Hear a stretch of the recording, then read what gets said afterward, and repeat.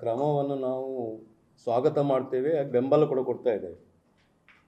ಅಂದರೆ ಕಾನೂನು ಬಾಹಿರವಾಗಿ ಈ ಮರಳು ಮಾಫಿಯಾ ಮತ್ತು ಇವತ್ತು ಕೆಂಪುಗಲ್ಲಿನ ಮಾಫಿಯಾ ಏನಿದೆ, ಈ ಜಿಲ್ಲೆಯ ಅಹಿತಕರ ಘಟನೆಗೆ ಕೂಡ ಕಾರಣ ಕೂಡ ಆಗಿದೆ. ಈ ಬಗ್ಗೆ ನಾವು ಹಲವಾರು ಬಾರಿ ಬೇರೆ ಬೇರೆ ಸಂದರ್ಭದಲ್ಲಿ ಜಿಲ್ಲಾಡಳಿತವನ್ನು ಒತ್ತಾಯ ಮಾಡಿದ್ದೇವೆ. ಅದೇ ಇದೇ ಹೊತ್ತಿನಲ್ಲಿ ಈ ಕಾರಣಕ್ಕಾಗಿ ನಮ್ಮ ದಕ್ಷಿಣ ಕನ್ನಡ ಜಿಲ್ಲೆಯಲ್ಲಿ ಸುಮಾರು 1,16,000 ಮಂದಿ ಈ ಜಿಲ್ಲಾ ಕಾರ್ಮಿಕ ಇಲಾಖೆಯಲ್ಲಿ ಕಟ್ಟಡ ಮತ್ತು ನಿರ್ಮಾಣ ಕಾರ್ಮಿಕರ ಕಲ್ಯಾಣ ಮಂಡಳಿ ನೋಂದಣಿ ಆಗಿದೆ. ನೋಂದಣಿ ಆಗದಂಥ ಸಂಖ್ಯೆ ಕೂಡ ಸರಿಯಾಗಿ ಪ್ಯಾರಲ್ ಆಗಿ ಅಷ್ಟೇ ಮಂದಿ ಇದ್ದಾರೆ.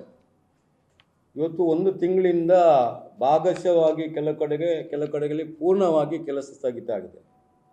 ಕಟ್ಟಡ ಕಾರ್ಮಿಕರು ಮತ್ತು ಅವರ ಕುಟುಂಬ ಇದರಿಂದಾಗಿ ಸಾಕಷ್ಟು ಪ್ರಮಾಣದಲ್ಲಿ ತೊಂದರೆಗೊಳಗಾಗಿದ್ದಾರೆ. ಈ ಕಾರಣಕ್ಕೆ ನಾವು ಜಿಲ್ಲಾಡಳಿತ ತುರ್ತಾದ ಕ್ರಮ ಕೈಗೊಳ್ಳುವಾಗ ಅದರ ಸಾಧಕ ಬಾಧಕಗಳನ್ನು ವಿಮರ್ಶೆ ಮಾಡಬೇಕಾಗ್ತದೆ. ಯಾಕೆಂದರೆ ಸರಿಸುಮಾರು ಗ್ರಾಮೀಣ ಪ್ರದೇಶದಲ್ಲಿ ಅಂತೂ ವ್ಯವಸ್ಥೆನೇ ಇಲ್ಲ, ಆ ರೀತಿಯ ಸ್ಥಿತಿ ನಿರ್ಮಾಣ ಆಗಿದೆ. ಸೊ ಅದಕ್ಕಾಗಿ ನಾವು ಈ ಒಂದು ಸಂಬಂಧಪಟ್ಟು ಮಧ್ಯಪ್ರವೇಶ ಮಾಡ್ತಾ ಇದ್ದೇವೆ.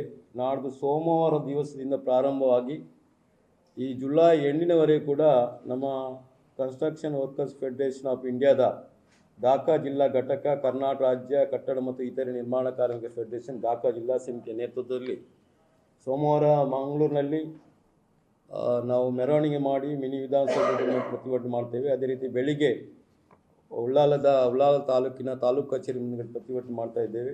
ಹಾಗೆಯೇ 21 ತಾರೀಕಿಗೆ ಕೈಕಂಬ, ಮೂಡಿಬಿದ್ರೆಹಳ್ಳಿ, ಸುಳ್ಯ, ಬೆಳ್ತಂಗಡಿ, ಪುತ್ತೂರು ಎಲ್ಲ ತಾಲೂಕು ಕೇಂದ್ರಗಳಲ್ಲಿ ಕಟ್ಟಡ ಕಾರ್ಮಿಕರ ಪ್ರತಿಭಟನೆ ಮಾಡ್ತಾ ಇದ್ದೇವೆ. ಮಾತ್ರ ಅಲ್ಲ, ಈ ಸಮಸ್ಯೆ ಈಗ ಅಧಿಕಾರಿಗಳು ಹೇಳುವ ಹಾಗೆ ಅಕ್ಟೋಬರ್ 15ರ ತನಕ ನಿಷೇಧ ಹೇರಿದ್ದಾರೆ. ಬಟ್ ಅಕ್ಟೋಬರ್ 15 ತಾರೀಕುವರೆಗೆ ಕೆಲಸನೇ ಇಲ್ಲದಂಥ ಸ್ಥಿತಿ ನಿರ್ಮಾಣ ಆಗೋದು. ಆ ಸಂದರ್ಭದಲ್ಲಿ ಅಧಿಕಾರಿಗಳು ಹೇಳ್ತಾರೆ, ಕಾನೂನುಬದ್ಧವಾಗಿ ಅವರಿಗೆ ಸ್ಯಾಂಡ್ ಬಜಾರ್ ಆ್ಯಪ್ಗೆ ಅರ್ಜಿ ನೋಂದಾಯಿಸಿದರೆ ಸ್ಯಾಂಡನ್ನು ಪೂರೈಕೆ ಮಾಡ್ತೇವೆ ಅಂತ ಹೇಳ್ತಾರೆ. ಆದರೆ ಕಾಂಟ್ರಾಕ್ಟರ್ಸ್ ಹತ್ರ ಮಾತನಾಡುವಾಗ ಅವರು ಹೇಳ್ತಾರೆ ಅಲ್ಲಿ ಸರಿಯಾದ ವ್ಯವಸ್ಥೆ ಇಲ್ಲ ಅಂತ.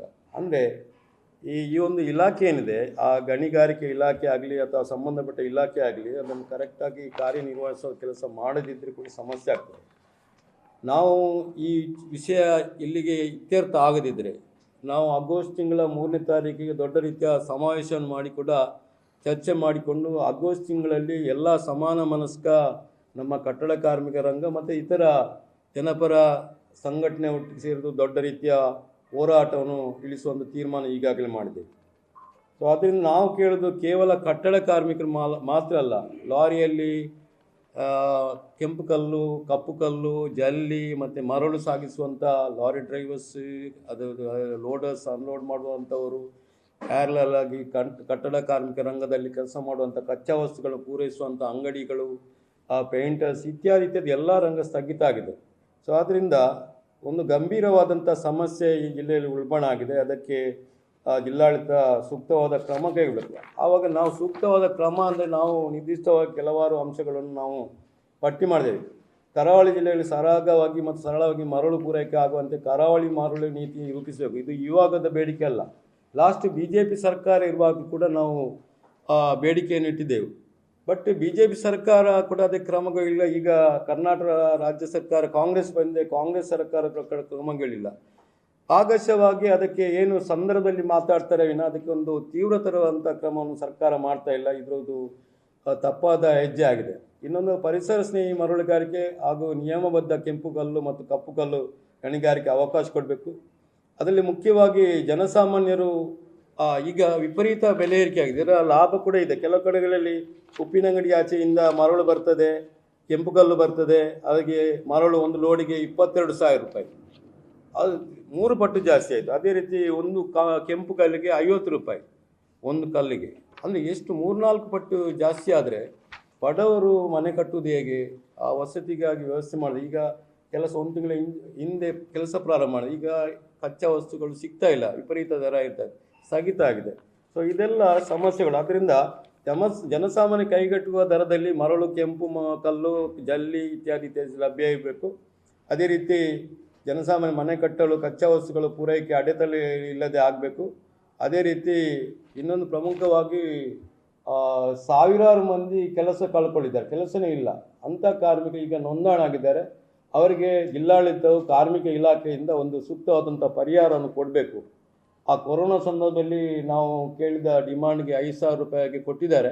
ಅದೇ ರೀತಿ ಇವತ್ತು ಈ ಮರಳು ಅಥವಾ ಕೆಂಪು ಕಲ್ಲು ಲಭ್ಯ ಇಲ್ಲದಂತಹ ಸಂದರ್ಭ ಮುಂದಕ್ಕೆ ಕೂಡ ಹೋದರೆ ಖಂಡಿತವಾಗಿ ಆ ರೀತಿ ಮಾಡಲೇಬೇಕಾಗ್ತದೆ. ಮತ್ತು ಇಲ್ಲಿ ಗಣಿಗಾರಿಕೆ ಮತ್ತು ಭೂವಿಜ್ಞಾನ ಇಲಾಖೆ ಪ್ರಾಮಾಣಿಕವಾಗಿ ದಕ್ಷತೆಯಿಂದ ಕೆಲಸ ಮಾಡಬೇಕು.